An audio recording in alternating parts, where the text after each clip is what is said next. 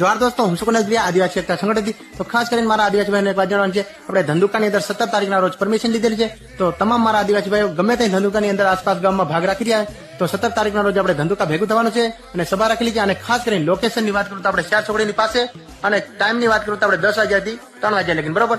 એટલા માટે દોસ્તો ખાસ કરીને આપણે પોલીસ પરમિશન પણ લીધેલી છે.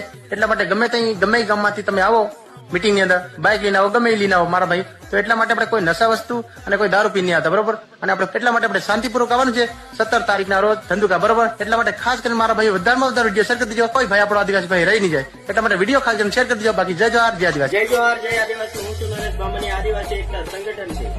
તો તમામ મારા આદિવાસી ભાઈઓ, ધંધુકા તાલુકાની અંદરમાં આપણે પરમિશન લઈ લીધું છે અને સાથે સાથે આવેદનપત્ર પણ આપવાનું છે.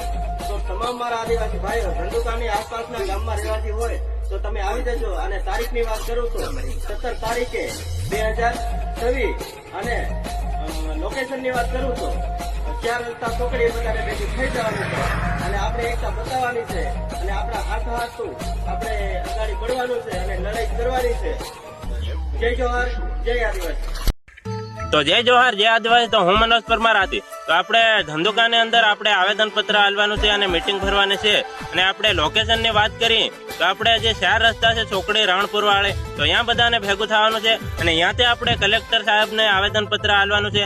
અને મતલબમાં ઘણા એવા મુદ્દા છે તેને આપણે આવેદન આલવાનું છે.